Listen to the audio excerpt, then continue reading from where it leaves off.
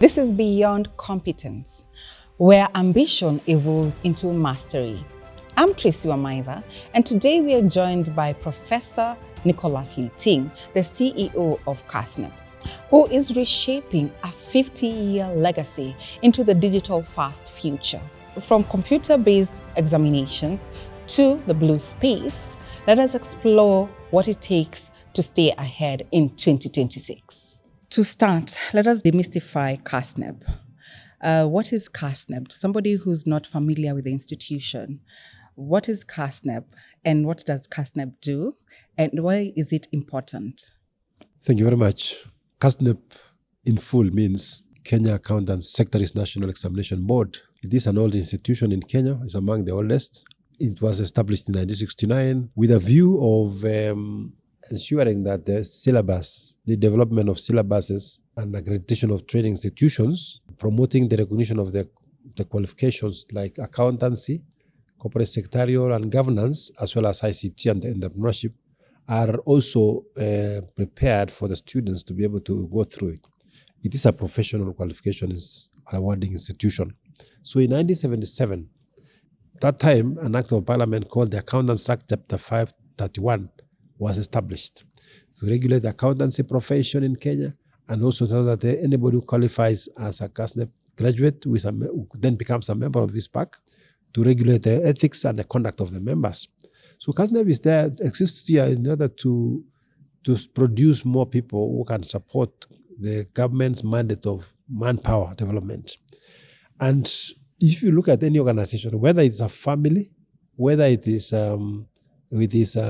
family-owned business or a corporate private sector organization or public sector organization or not-for-profit organizations, they are all require an accountant. So we saw the need to fill this gap. At the time of independence, there was foreign qualifications of awarding institutions for accountancy, among very many other things. So the founders of Kasneb in 1964, the late President Jomo Kenyatta, constituted a task force to establish how we can Africanize jobs that were held by the whites and Indians. So the task force then recommended in 1969, on the 24th of July, that we need to establish an institution called Kasneb. And of course, Kasneb then came. It was initially established at Kenya Institute of Administration then, which is now called Kenya School of Government. But over time, then I must say that Kasneb has been able to participate in nation building of Kenya and even global level, because we are able to manage to produce students who are outside the country. Some of our students work at the World Bank, others work at the airlines, hotels, and all sectors of the economy. So I would say that the reason why Kasneb exists is to be able to raise the much needed competency or competent personnel who will drive the business of the organization to the next level. Okay, thank you so much for that elaborate explanation. I want to take you back, Professor, to Professor Nicholas Liting, the student. Were you the top performer in your class, or did you struggle when you're doing your exams? Did you struggle with it? I would say that Nicholas Liting is a simple person, hailing from Nandi County, my 50s at the moment, as a father. And of course, a brother and a son to my parents. I went to a school that I'm very proud of called Itigo Primary School back in my village. And this primary school, we had very many students, many teachers. And at that time, we used to have teachers from different parts of Kenya in the 70s. I was not at the top of the class. The nursery school, I went and proceeded. Everybody was passing the exam, so went to class 1 then. It was called class 1. One time I remember when I was in class 1, the teacher told me to spell to shout the word debe. The debe is a tin. So I said tepe. Really thrashed me. So I repeated class 2, the start time. Until now, this teacher who came, the late Silas Chepkwany, he came and he was pinching my back and I was just twisting like this because it was so painful. And that's the time I started how to know how to read and write. So I turned out to be the top in that class after 4 years repeating class 2. When I became number 1 in class, The teacher of our class was wondering, how did somebody who has been number last become number one? So they told the people adding the marks, can you add the marks again? Nicholas cannot be number one in this class because we are used to him being the last one. So I fast forward, finished primary school, went to high school, Kapsabet High School, then a procedure school, and then went to the University of Nairobi. There's no person who is a failure in life. If I was able to repeat primary school in class 2, 3, 4 times, I have done exams in Kasneb 9 years instead of 1.5 years. And I'm the current CEO of Kasneb. Isn't it historic? It is possible that this student who is listening to me in Turkana or Marsabit or Lamu or Kisumu or Nandi, where I come from, are able then to be inspired by my story. I'm actually doing a book about how not to give up, because then it means your life is your life has a huge potential. You can start your life from anywhere. I was not the best of the students, but I did not give up. I struggled with the support of my parents and the support of my teachers, both in primary school and high school and the university. I have very good networks of my teachers, and I can mention some of them later on when it's necessary. Thank you. When you say that, I keep asking myself, why did you pursue certification CPA for 9 years? Was it ambition? Was it intellectual curiosity? Or a strategic understanding as to where market was going? The reason why I was doing this, it was for strategic reasons. I can tell the student who is watching me here, and I want to tell you, student, you can be the next CEO of Kasneb. Because after I finished my CPA, I had done my master, my MBA, BCom first, MBA, and a PhD. And then I went to do CIFA. And of course, I had done CPA and CS, Certified Secretary. So I said I must go back to do my CIFA, which is administered by Kasneb. And I came to do exams. I was positioning myself to become the CEO of Kasneb. And it was very strategic. That's the reason. So the day of the interview in 2018, I still remember it was sometime in October. Normally questions in interview, and this is an example I want to tell students who will be watching this program. The question I was asked, tell us about yourself. I said to the panel, that time I was a doctor, this is Dr. Nicholas Leting, a 3-time graduate of Kasneb, having pursued CPA, Certified Secretary, and Certified Investment and Financial Analyst, and a triple alumnus of the University of Nairobi, with a BCom, MBA, and BCom, and PhD from there. So I told them, of all the candidates that I suspected they were who had come for the interview, as the only person who had done all the 3 qualifications with an act of parliament from Kasneb. And they were saying, how did you know this? I told I had done my homework. I prepared to be CEO 7 years ago, not by my strength, by my might.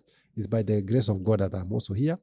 I'm a very religious person, and I know that God has blessed me here to inspire somebody else so that they can pursue this qualification. They don't have to, all of them cannot be CEOs of Kasneb, but they can be CEOs of other organizations, or at least run their own businesses and create employment for other people. Very good and very inspiring, CEO. When you talk about, I remember 2025, Kasneb celebrated 56 years. When you talk about that and you say about the legacy and what you want to inspire other people or students, when you took over as CEO, what did you feel was part of your legacy that you needed to protect, and what needed to be disrupted? I realized that Kasneb has been having very high level of integrity, and I wanted to maintain integrity, if not up the game of integrity, so that any student who pursues Kasneb qualification is respected in the market because of what they have done. My legacy then was to disrupt the manual-based examination, paper-based exams. I wanted to grow with technology. So I say to myself, and I convinced the board of Kasneb and the senior management and law staff, and slowly, we have been able to introduce computer-based examinations. We have not yet completely phased out paper-based exams. We still have some examination papers that are paper-based. But majority of the papers now are computer-based. And why are we doing that? In the year 2020, you all know that COVID happened. And many people worked from home. So we said, we have to do something. So we negotiated with government to give us at least to administer exams in November. And we are going to space the place now for people to do exams after 1 meter, like that. But for them to do that, they needed to study online. Gone are the days when we should be having students in a class. In the 21st century of today, we do not require classes anymore. The class is where you are. You can be in your house, and that's a class. And you can learn, you can even do exams. So we have required of our students to register and do computer-based exams. And I must say that the uptake is very good. So one of my legacies I've said is computerize our examinations, maintain integrity, and ensure that we promote our recognition, our qualifications locally and globally. Because we now have students, apart from Kenya, we have students who are pursuing our examinations in several countries, 31 countries, including Cameroon, South Sudan, Rwanda, even other countries, including New York, China, in Geneva, in South Africa, and all parts of the world. Now, CEO, when you say about the different examinations that are taking place, one of the proudest moments recently must have been graduating in the first cohorts of the Certified Forensic Fraud Examiner, who are homegrown experts in fighting white-collar crime. Why was it critical for Kenya to develop this capacity locally rather than relying on foreign certification? Over the years, Kenya has been known to produce very good qualifications or personalities who can support the mandate of our country. In the last few years, and in the last 3-4 years, Kasneb decided to support the government of Kenya in the fight against corruption by producing, first of all, certifying people who can assist in identifying crime, audit issues through investigations, audit evidence expert opinion, where you can go and explain if there's a corruption or theft in an organization. You can easily go and have people to check using a system of forensic audit to find out what actually happened in that organization. Was there a theft? Who perpetrated it? By when? And how much was lost? The Certified Forensic Fraud Examination, CFFE qualification that we launched three or so years ago has now led to a team of very many young people who are excited about it. And some of them are working at global level. So the kind of professional fraud examiners that we are producing are not only for Kenyan government, but they are also getting jobs in not-for-profit organizations, international development partners, among other not-for-profit organizations globally. Congratulations on that. Kasneb is rolling out computer-based examinations for faster feedback and greater accessibility. Can you take us through or walk us through that transition? Was there a resistance from the candidates who were or trainers, and how did you maintain exam integrity in this digital environment? Thank you very much. When you look at computer-based examinations, this is not the first time being offered in Kenya. I was privileged in 2019 to go to Australia. And I saw that in Australia, there were computer-based examinations at that time. And then theirs was like a 24-hour system where people come at maybe 8 o'clock, they do the exams, they leave at 11 o'clock. Another group, they take maybe a break to call up their computers, and another group of students come. And then there's like a break like that. In 24 hours, you have so many students doing the examination in the same venue. So I was actually intrigued, and I liked it. And I came and said, we need to learn from the global organizations.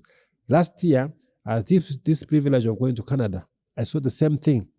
Last year, 2025, I visited Canada to do benchmarking. And we also found out the similar thing, that people have now moved from writing by hand, but going to the computer, seeing the questions, typing their solutions, and the answers are generated on the other end, and the markers are allocated, what is called on-screen marking. The beauty with computer-based examination is that it is real-time, it is very objective, and it's very professional. So I realized that is what we need to do. It has not been easy. There was some bit of resistance by the staff members. There was a bit of resistance by the training institutions and even some students. But over time, they have embraced it.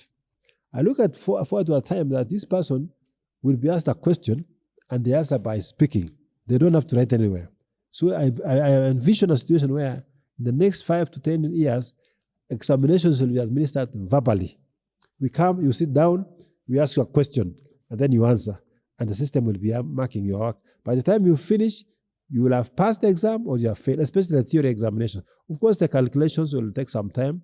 There may be requirement that you type your answers, and the system will then mark from the back end of the computer, and you get the results. So real-time release of results is the way to go, so that I can say, next year, by now, I want to go and work as a professional accountant in a certain company. You have the certificate and you pass the exam, and you go and get a job and serve the people of Kenya or the people of the world without necessarily leaving your house.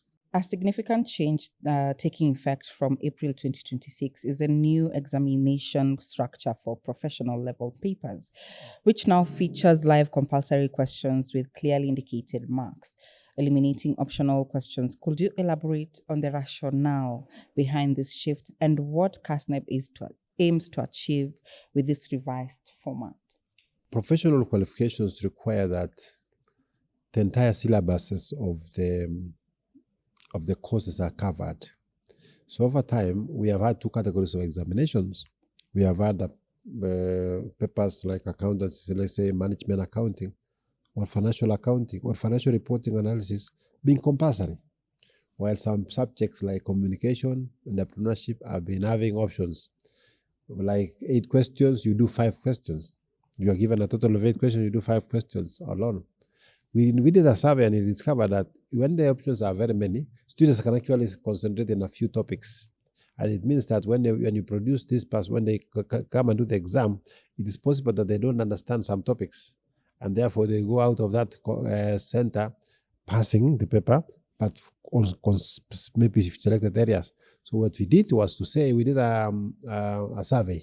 And the survey revealed that we needed maybe to make all questions compulsory, but still cover 100% of the topics. Our accredited training institutions in town, such as maybe Strathmore University, KCA University, Visions, RCM, and other training, Star College, and other training institutions that are there in Kenya, are actually preparing the candidates for exams. And I'm very proud of them.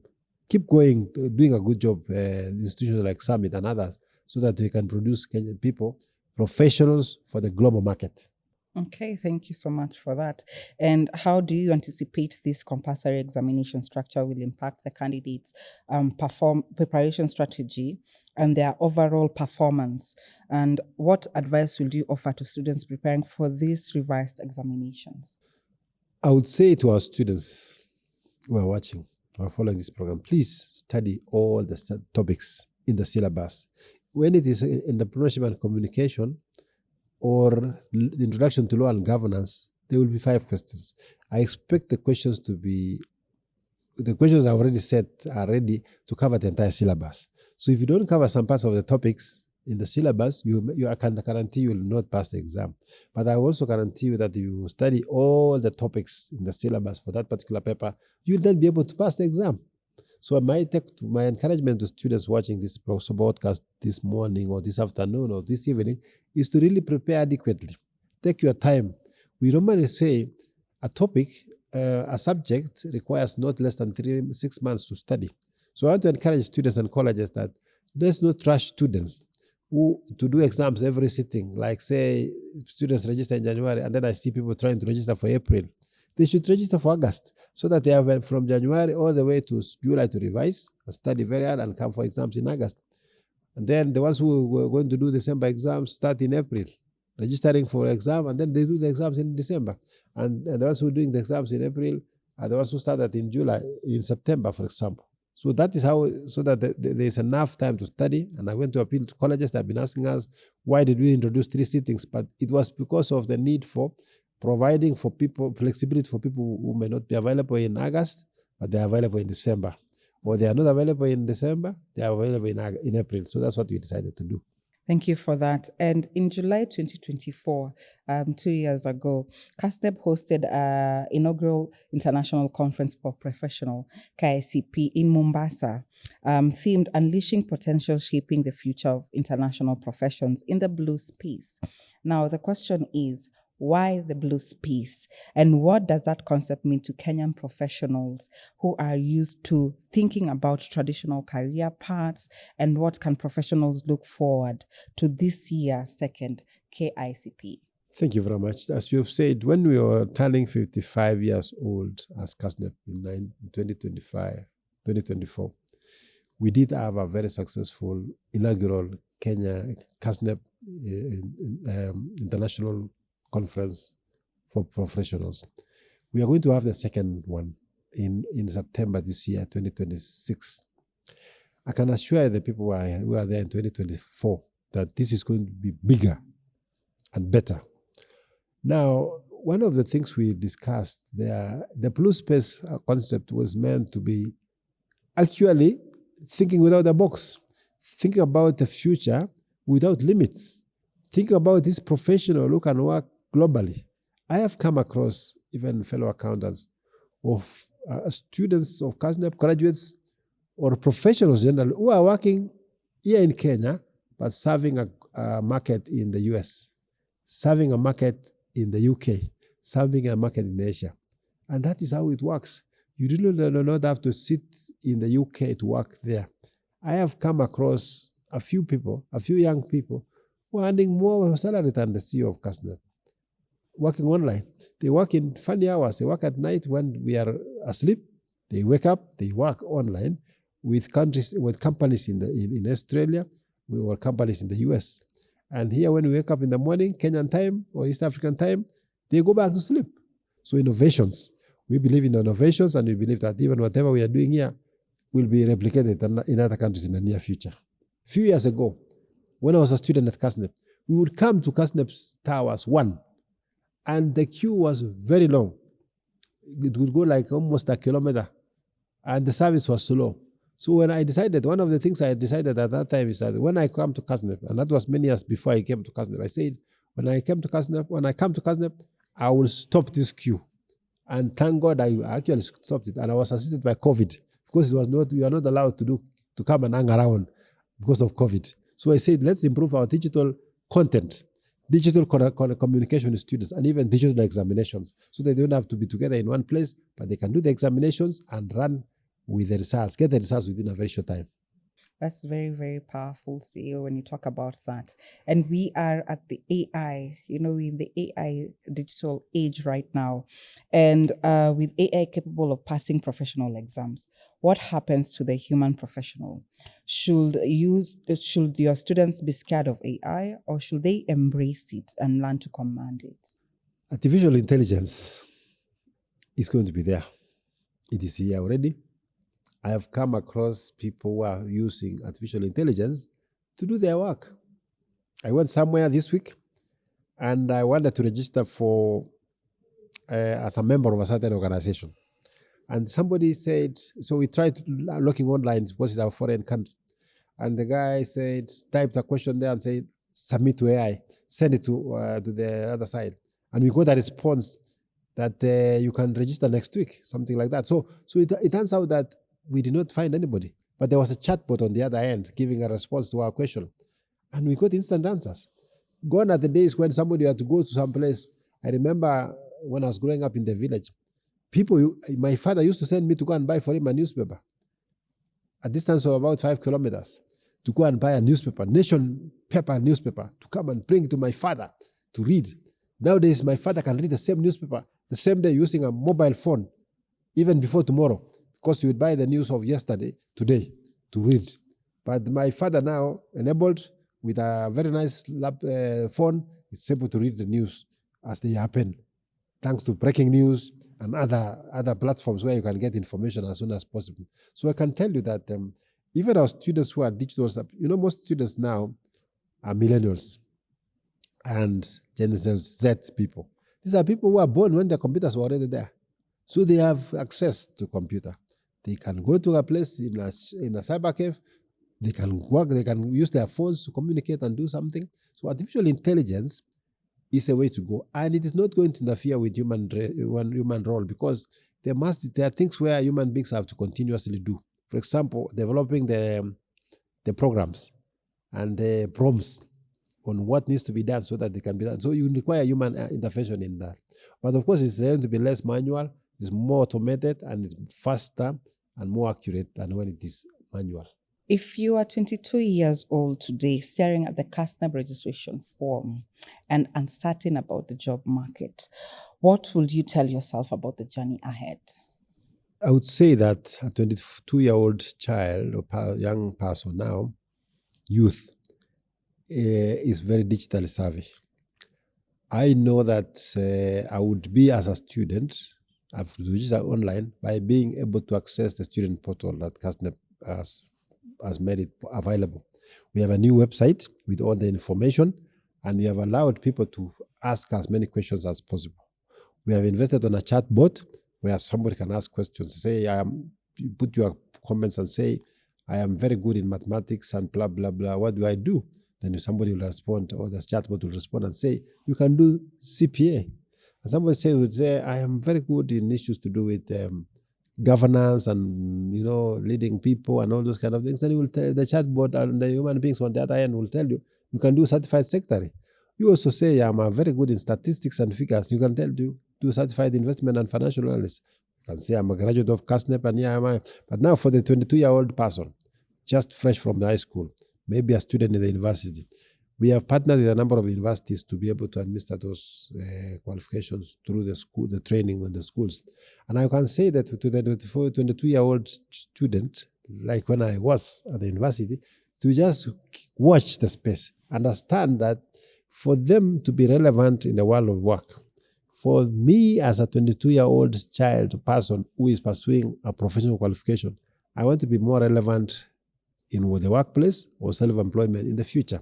So I would look at it and say, I have to do everything it takes to register for Kasneb examinations together with the other qualifications somebody is doing, assuming one of them is doing BCom or engineering or medicine or even architecture or marketing. So when this particular person can be able to do the examinations, register first of all, study online, go to some online classes or even a physical class if necessary, but then register for exams, either in April or August or December, and be ready to do that, means to do the exams at that particular time. So that would be what I would say that, yes, go ahead and register now. Register to be a student of Kasneb by paying a small fee, and then register for exams at the time when you are ready, either in April or August or December. Thank you for that. And, this is our first episode. And we say thank you for coming in as our first guest. What would you tell, the listener who's listening in, whether a student, whether a seasoned professional, or just someone curious about Kasneb, to carry with them? I would say to anybody listening to us or to me that as a professional, assuming you are this old senior citizen who qualified 20 years, 30 years, 50 years ago, or you are this young person in your early 20s who you want to become relevant in the world of work, I would tell you multi-skills. Do undertake a multi-skills learning. So that if you are doing engineering or architecture or agriculture or whatever course you are doing, or even training as a teacher, you need to come to Kasneb, understand the courses we offer, choose the one which is relevant to you or which is convenient to you, particularly if it is CPA or CS or CIFA, and prepare yourself. Now, for this refined, old professional, attend continuous professional development programs administered by the Institute of Certified Public Accountants, the Institute of Certified Public Secretaries of Kenya, and the Institute of Certified Investment and Financial Analysts, and among other bodies that you belong to. Because I believe that you are able to get that relevance by your studying hard and understanding that if you don't improve, it's like the food you feed in the evening or every day. When you take a meal, we are sustaining ourselves. So the meal of the mind is to having to study continuously. The study has shown that some of the people whose minds are very busy, they do not come across to have dementia. And that research has happened in the US. So I want to call the senior people, I don't want to call them old, the senior citizens of this country. And I know many of them will be watching this program, including my mentors, themselves, like Guru Ashira and Job Kiumba and other people who have been able to go through this thing 50 years ago. And they are now supporting the young generation of people. Keep going. And I've met Guru Ashira and Kiumba in international conferences. They're in their 70s. They're attending conferences to learn new things, technology, how to do business, how to do all this, and I also look for business through networks. to encourage that particular person who is senior to continue network and mentoring young people. And if you are young, make sure you finish the qualification and go to a place of work, either online, physically, or through an hybrid system of being employed as a person. So there are opportunities for everybody, and there are opportunities for growth and expanding your career through that mechanism. Powerful insights from the Kasneb CEO today. Remember, real professionals solve problems.